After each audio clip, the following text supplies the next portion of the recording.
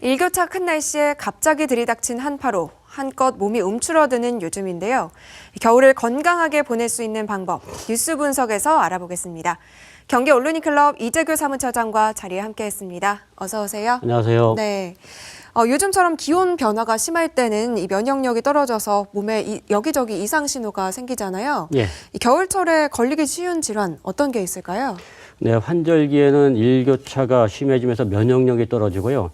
건조한 환경으로 인해서 점막 활동이 느려진다고 합니다.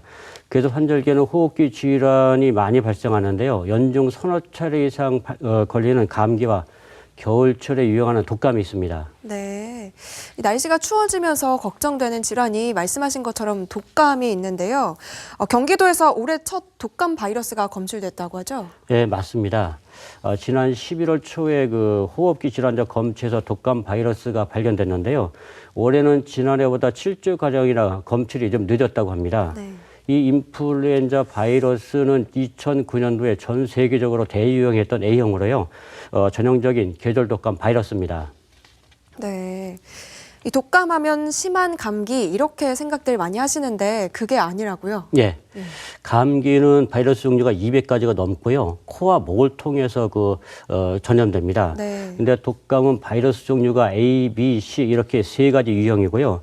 폐를 통해서 전염되는 급성 호흡기 질환입니다. 증상도 비슷한 것 같으면서 좀 많이 다른데요. 감기는 기침이나 콧물, 목 통증, 발열, 두통과 같은 증상이 주로 나타나고요. 독감은 38도 이상의 고열이나 근육통 또는 눈이 아프기도 하는데요. 독감이 감기보다 무서운 것은 한국인의 사망 3대 원인 중에 하나인 폐렴과 같은 합병증을 유발하기 때문입니다. 네. 그래서 영유아나 노인, 만성질환자와 같이 면역력이 떨어지는 분들은 특히 독감에 주의하셔야 합니다. 네. 이 면역이 약한 분들은 각별히 조심하셔야 될 것 같은데 그럼 독감을 예방하려면 어떻게 해야 될까요? 예, 질병관리본부가 권장하는 예방법은 개인 위생관리를 철저히 하고요. 독감 백신을 맞으라고 권합니다. 네. 독감은 손을 통해서 전염되거나 기침 또는 재채기를 할 때 감염되니까 기침할 때는 휴지로 입을 가리고 하는 게 가장 좋은데요. 휴지가 없다면 옷소매로 입을 가리셔야 하고요. 기침을 한 후에는 30초 이상 손을 비누로 깨끗이 씻어내셔야 합니다. 네. 그리고 감기와 달리 독감은 백신이 있습니다. 70%에서 80% 예방 효과가 있다니까 질병관리본부의 권장대로 접종을 하시는 게 좋습니다. 네. 그런데 이 백신은 2주 후에나 백신 효과가 나타나서 11월 초가 접종 적기라고 합니다. 네. 그런데 지금이라도 예방접종을 해야 할지 좀 고민하시는 분들 있으실 텐데 어떻게 독감 백신을 맞아야 될까요? 네, 지금이라도 못 맞았으면 맞는 게 좀 맞을 것 같습니다.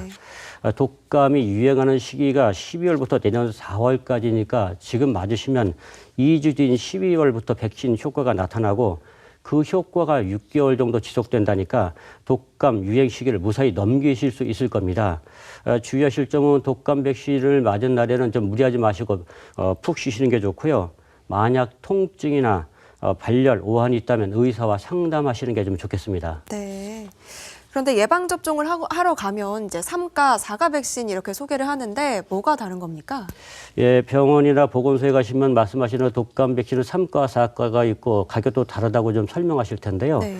3가는 A형 바이러스 항체 2개와 B형 바이러스 항체 1개 이렇게 세 가지로 구성된 백신이고요.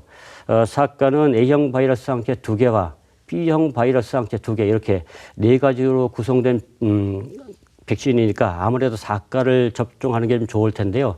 3가보다 좀 비싼 게 좀 흠입니다. 네. 그런데 이 3가는 65세 이상 어르신과 12세 이하 어린이, 임산부는 무료로 맞으실 수 있는데요. 4가는 모두 전액 부담이니까 백신을 고르실 때 참고하시기 바랍니다. 네, 그렇군요.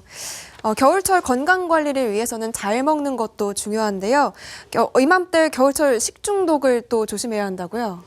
네, 식중독의 주범인 노로바이러스 유행 시기가 11월부터 내년 1월까지이기 때문입니다.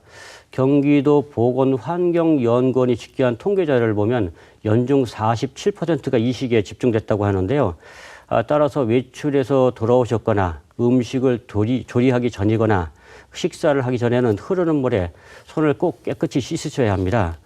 특히 대규모로 급식이 이루어지는 곳에서 근무하시는 조리 종사자분들은 위생 관리에 더 철저를 기하셔야 할 것 같습니다. 네. 다음 주부터는 기온이 더 뚝 떨어진다고 하는데요.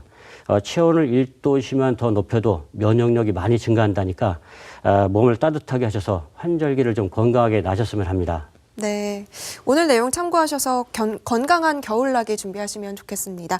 뉴스 분석 여기까지 하겠습니다. 이재글 사무처장 수고하셨습니다.